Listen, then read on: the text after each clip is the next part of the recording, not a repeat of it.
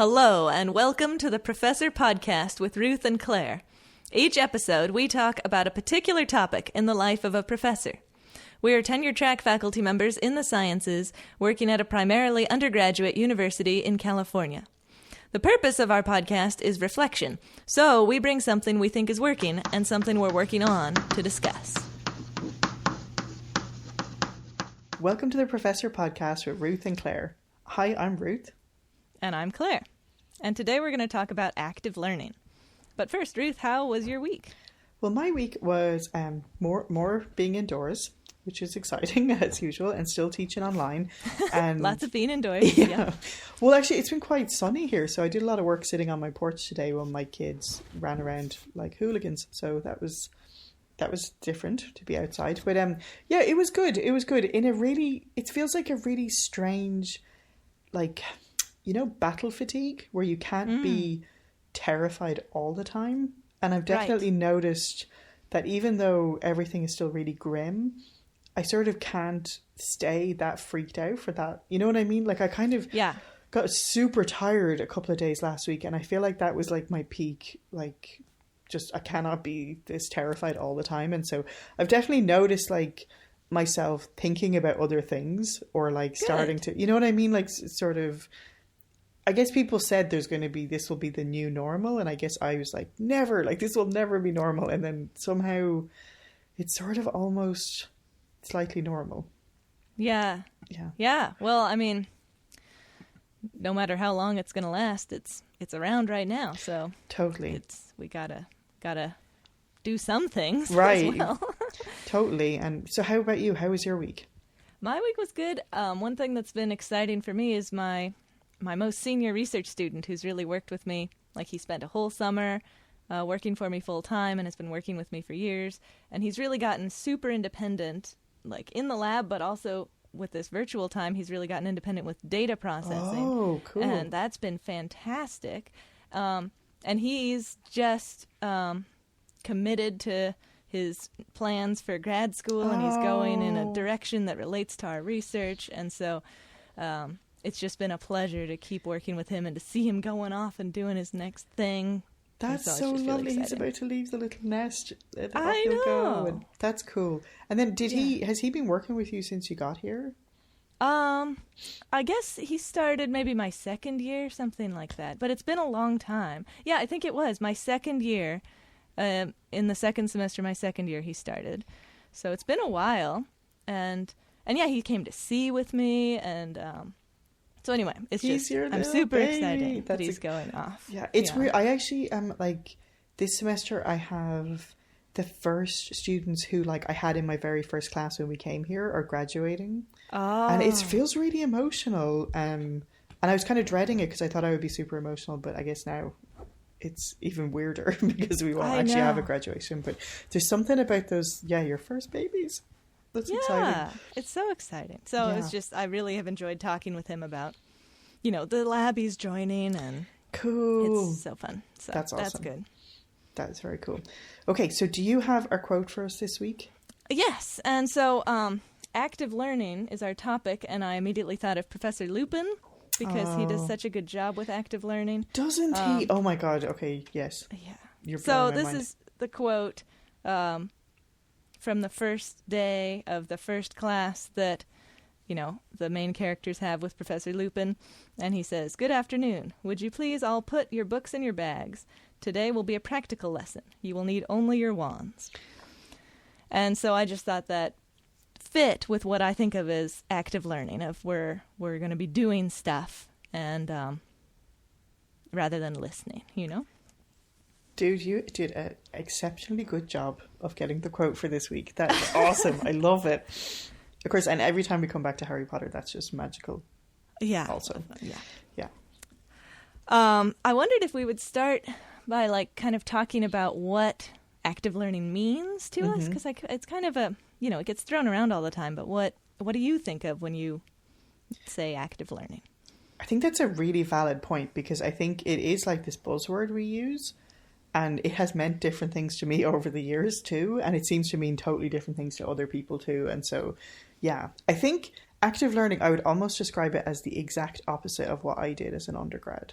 Basically, Okay. like, so like as an undergrad, I'll go to class and I'll take my notes, and in the privacy of my own home, I will figure out what's going on. Uh-huh. And so, and even anytime, it wasn't that common when I was in university, but anytime we did in-class problem solving, it made me so deeply, terribly uncomfortable. Like, I was not into it. So I think for me, I would think of it as anything I can do to get students over the activation barrier of trying something, like just having a go. What a great summary. I like that. What about you? How do you think of it? Yeah, I think I have kind of a broad definition, which is very similar to yours, of anything besides just listening and writing, Something that's not passively taking notes, which I definitely still like and have in the classroom. So, like, one of the things I like to do is have times where I'm writing on the board and people are taking notes, but intersperse it fairly often with questions for them to think about and then discuss and then work on a problem or that kind of thing. And so I think by my definition, I'm interspersing active learning throughout normal lectures. Yes. And so that's kind of what I'm thinking of.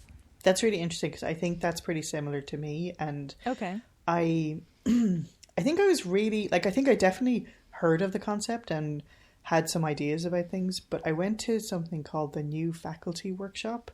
Oh, cool. And it's run by the American Association of Physics Teachers, and it is amazing. It's really intense few days in Maryland, and I can't say Maryland properly. I don't know if it's just my accent. I just can't ever say it properly, but that, you know what I'm talking about. But it sounded fun.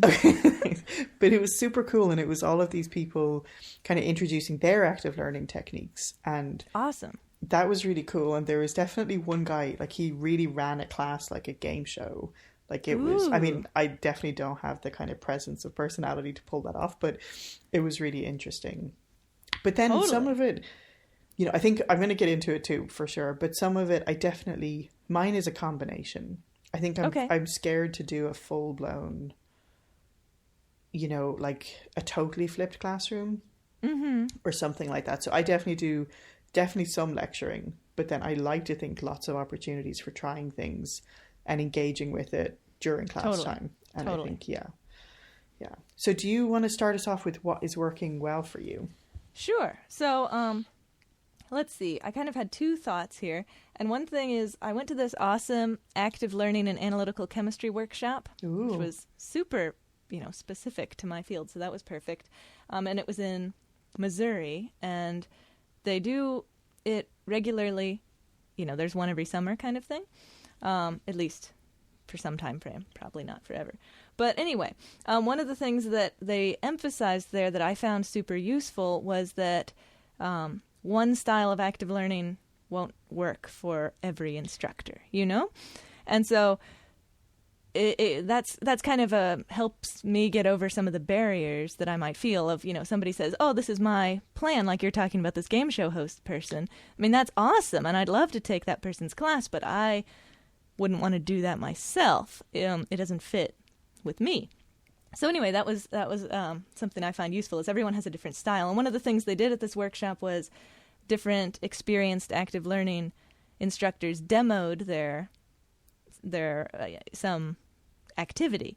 And so often it would be we'd be in a group and we'd have some worksheet and we'd work through this problem together and, come up with a unified answer for our group and then share it and that kind of thing.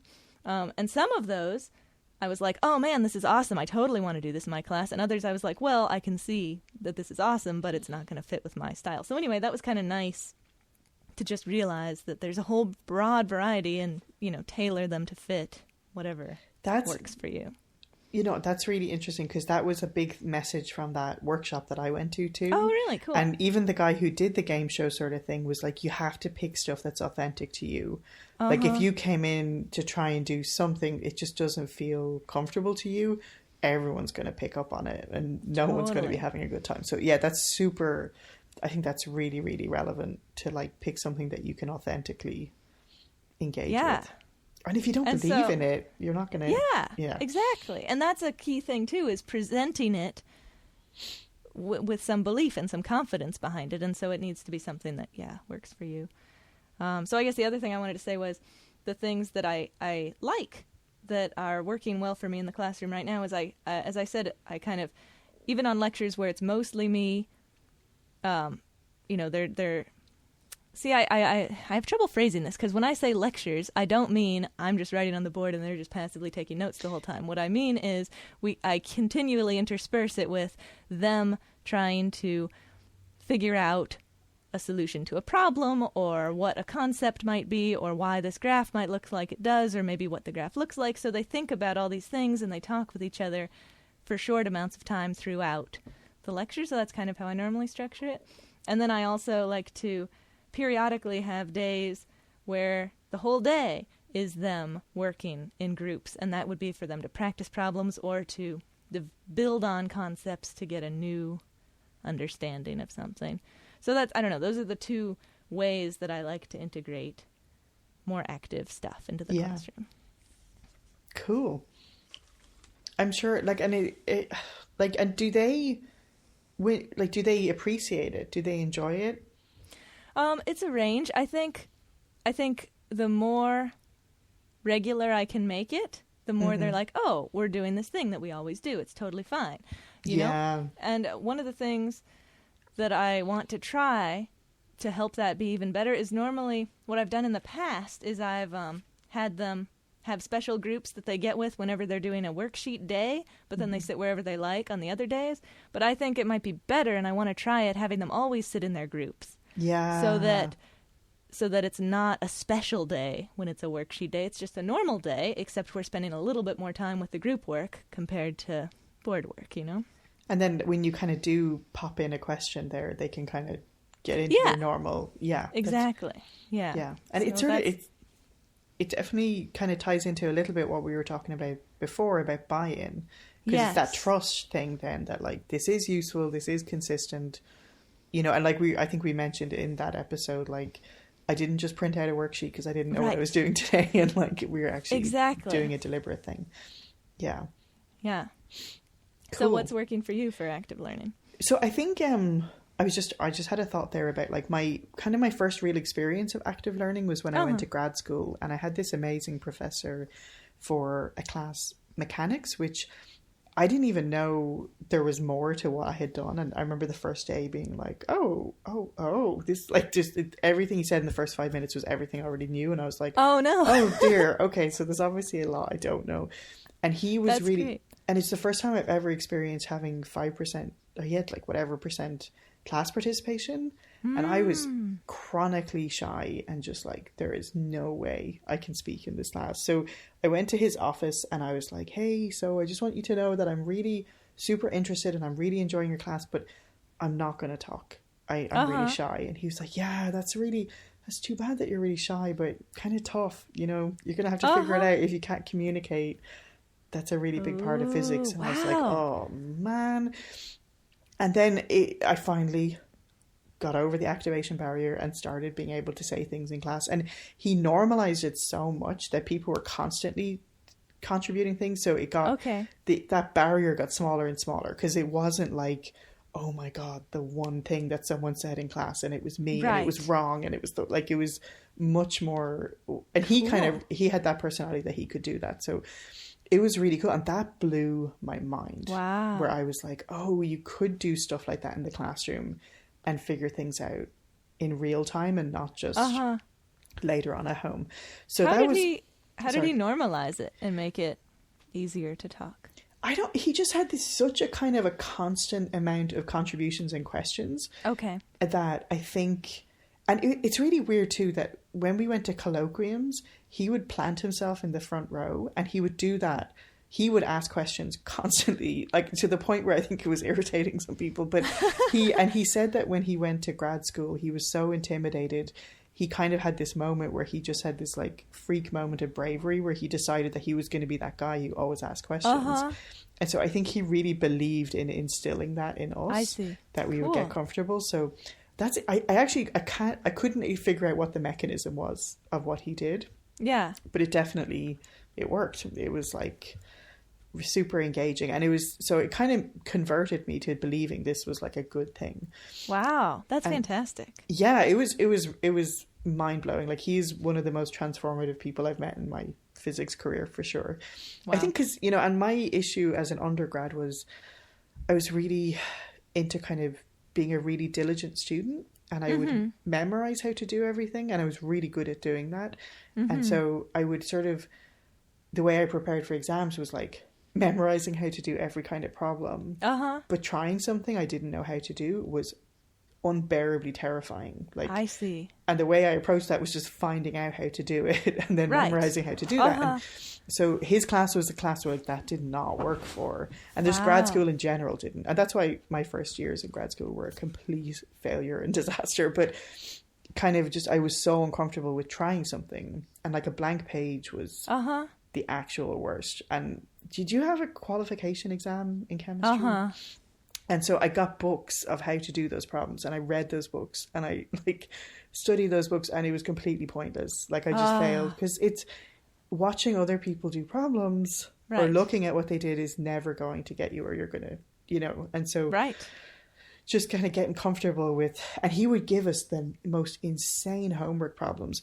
But again, it kind of normalized it, where you're like, okay, here's this crazy thing. I'm just going to start writing down my stuff. And he kind of got confidence through, you know what I mean? Wow. So, oh God, I don't know why this is like this big love letter to this professor, but maybe you should write him.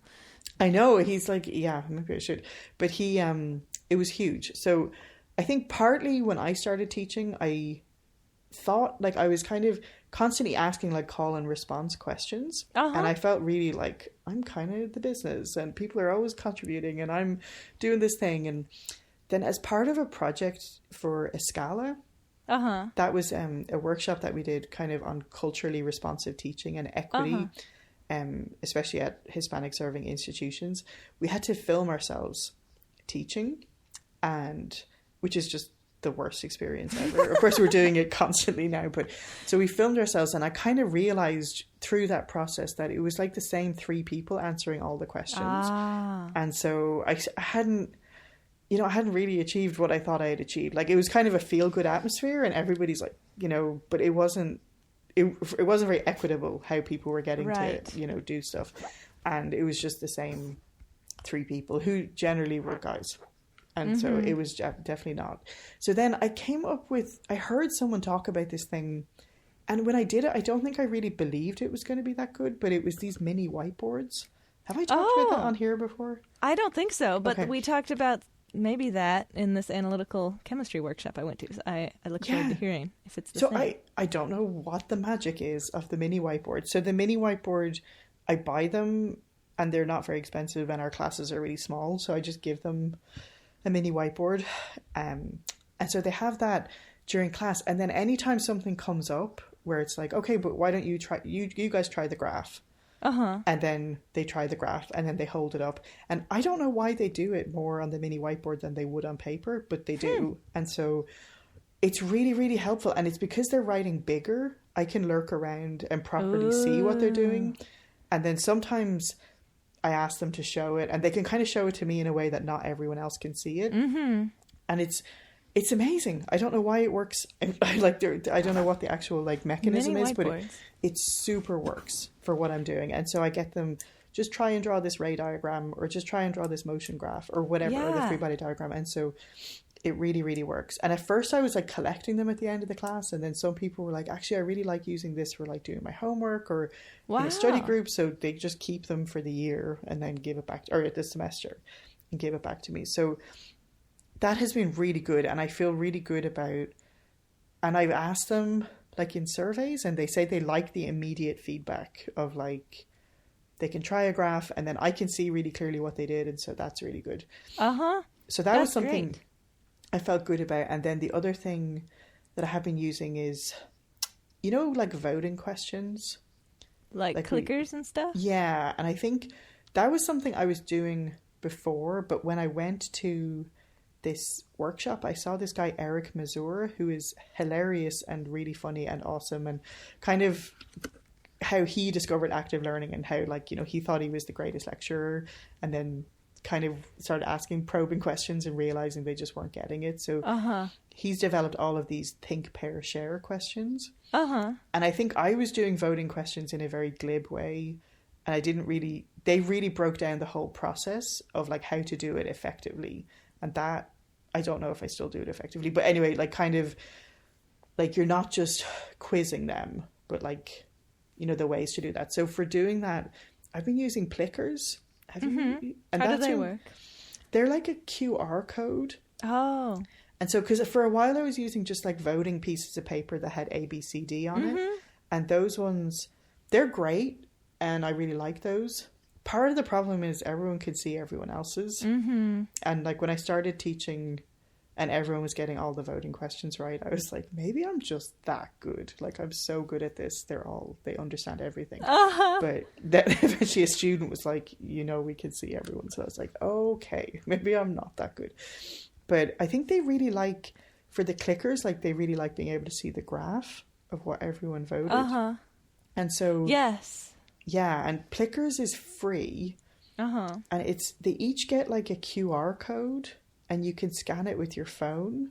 And then you get a graph real time of the answers. Cool. Yeah, and so I think I tried to use before, it's free, and you can print out the cards for free, but they didn't work that well. So I actually bought a set of laminated ones off Amazon, and it's super cheap, but that's been working really well. Awesome. For active learning. So yeah, I like that.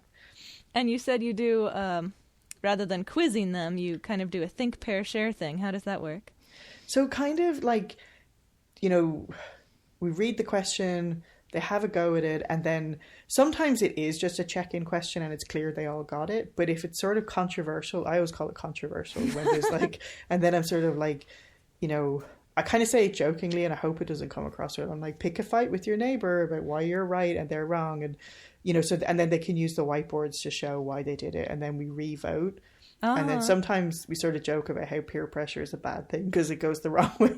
Someone gets convinced to do it the wrong way. But so that's worked well. Cool. That sounds great. But again, okay. So anyway, you go ahead. I'm already getting to my negatives. So okay. So yeah, what I'm working on is my groups for my activities, and I feel like ideally I'd have consistent groups throughout the semester so they could all get used to working with their group and you know, develop, I don't know, some group dynamic that they're all comfortable with and that kind of thing. But on the other hand, I always have the problem, as I'm sure is common, that some groups work well and others don't work well. And so then the question is, do you rearrange, potentially messing up the groups that are working well? What do I do about people who don't attend class regularly? So then that's disruptive for the group when they, you know, when they show up or when they don't show up. So, yeah, I'm kind of working on how to set up my groups to be the most, well, I guess, productive for the students. Dude. Did we at one point talk about doing an episode just on group dynamics? Did. It's on our list. Because, man, I'm scared of it, I think. I am still scared of it. Even the minute you brought it up, I'm like, oh, not group dynamics. I don't like. But it's so hard because then what do you do? And if you have one crappy group, do you really ruin a perfectly good group to, like, you know what I mean? Like, take people out of it. And what is, it's sort of like the mysterious buy-in thing. Like, why does it work sometimes? And it's so, yeah, it's really tough. And it's really tough too, like, one thing I've struggled with, sorry, I'm like, back to me. Sorry, no. But one thing I really struggle with is, like, kind of pairing ability levels.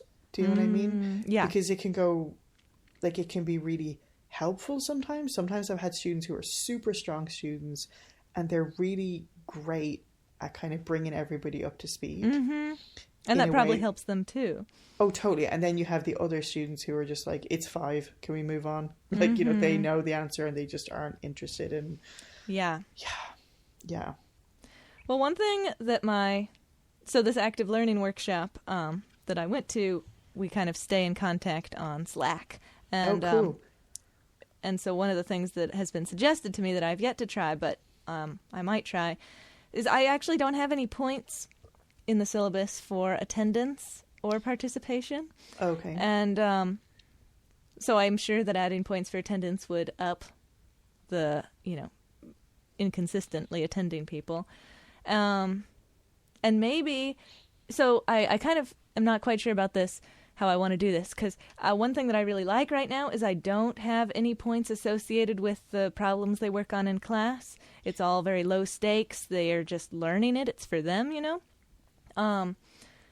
But if I did put points associated with it, that might encourage people to, I don't know, take it more seriously and make sure that the group was getting the right answer and that kind of thing. I'm not sure. So that's something I'm working on. That's really interesting. And I have a similar thing.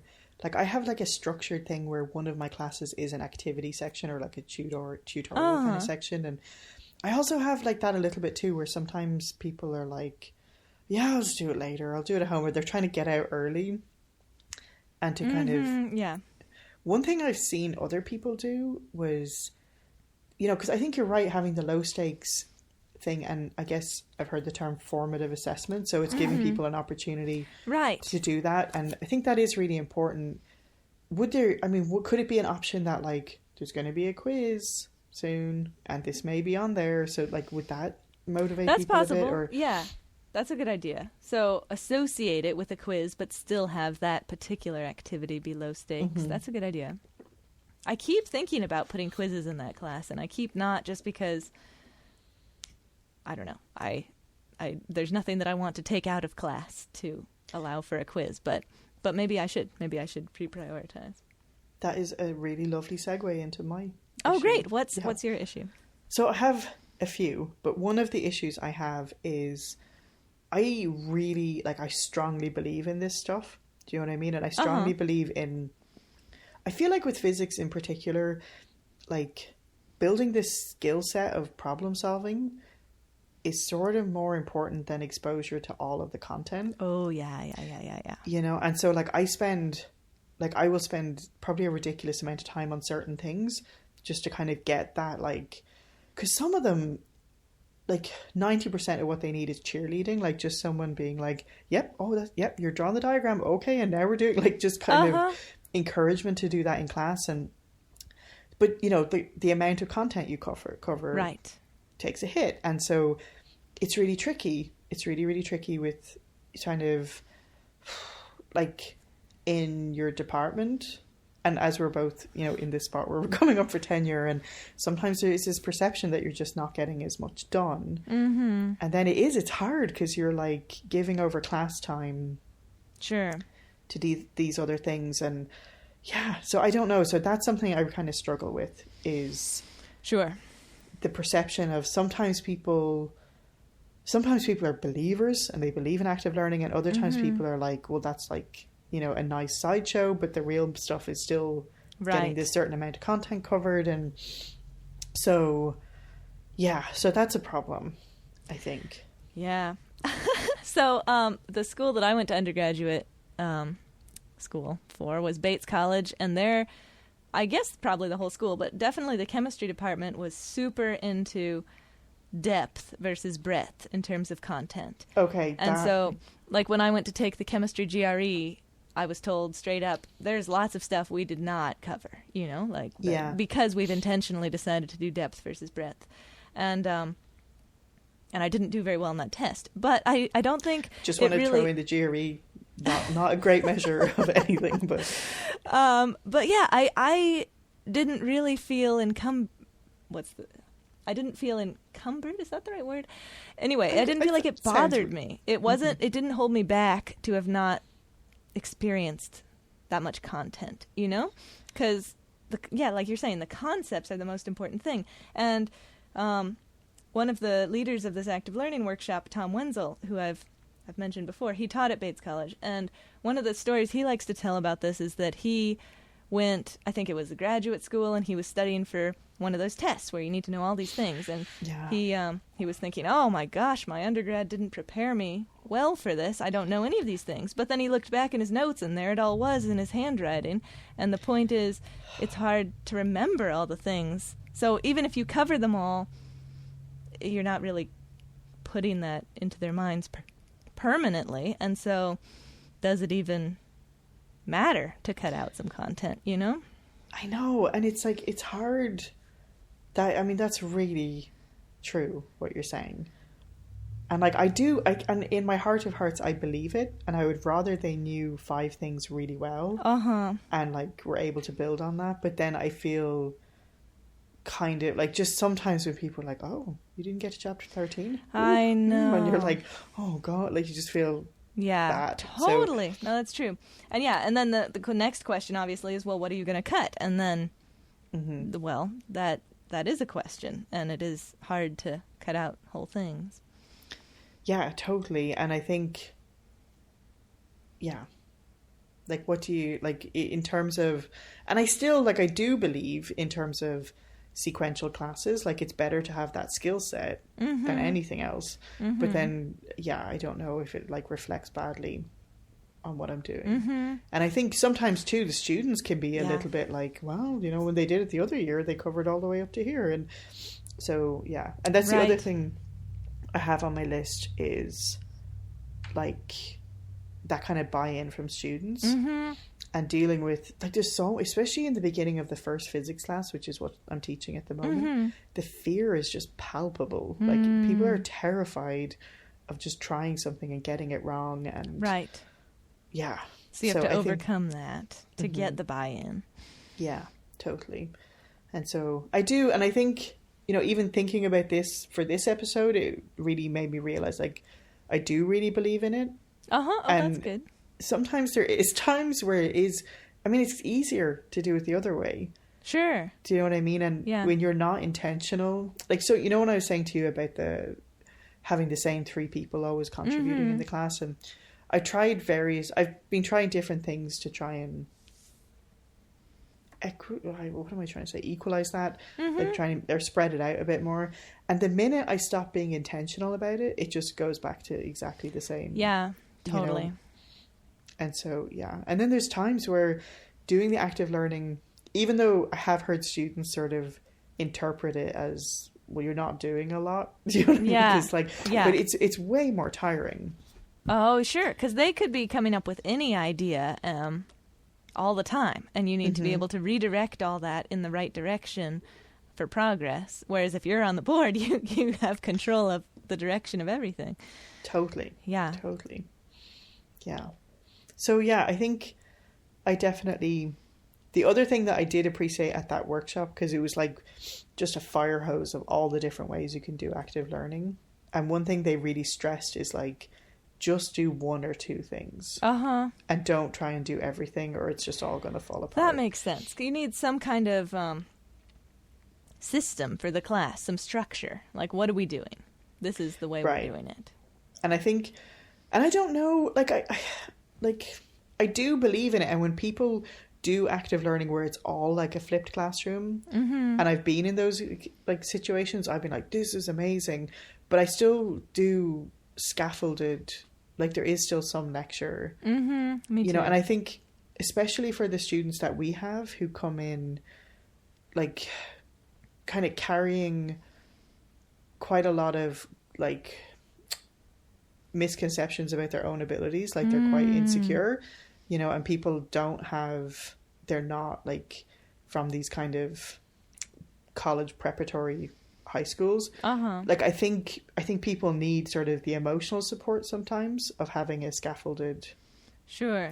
Do you know what I mean? I think or maybe I do, that's like, maybe I'm sure people can do it well and do it in a way that like it does work, but I think if people felt like, okay, it's all on you, I think that could be terrifying. You know, so I think maybe you can build up to that. Interesting. Yeah, that makes sense. Yeah. And would you say one more time, what was that physics workshop you went to? Oh yeah, it's the new faculty workshop.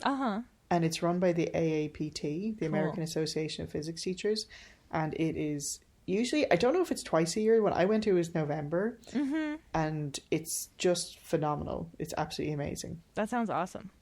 It's super cool. And what about the active learning? Mine was called Active Learning and Analytical Chemistry, and it was funded by the National Science Foundation. But I don't think it has this particular name, but it was also really awesome, and I bet you can find it by Googling those things. Do you know what's cool, I think, when things are very specific to you? Like when you were saying this is a very specific, you know, thing for the class you teach, and mine was specific to physics. And I think it's really good because it doesn't give me an out. Uh-huh. So sometimes when I hear of things that other people are doing, I'm like, yeah, that's pretty cool, but I don't think it would work for physics. And then when you go to a specific thing, you're like, oh, I guess there's no getting out physics. of this. Yeah. Yeah, totally. So totally. you can't get out of it. Yeah. Well, thank you, Claire. That is super awesome. Yeah, thank you so much, Ruth. That was great to think about. Cool. And thanks, Ralph. Thanks, Ralph, for setting it up as always. And we'll see you next time. Thanks so much for joining us on the Professor Podcast with Ruth and Claire. We're delighted to have you as a listener, and we would love to hear from you. And if you want to email us, our address is contactprofessorpodcast@gmail.com. We'd love to hear any of your suggestions for future shows or professor quotes that you might want to share with us, or even just things that have come up for you when you were listening to previous episodes. And if you've been enjoying the podcast, we would love if you would spread the word. So the best way to spread word is by telling people you know if you think they should listen to it, or you can leave us a review wherever you listen to your podcasts. Thanks so much for joining us, and we'll see you next time.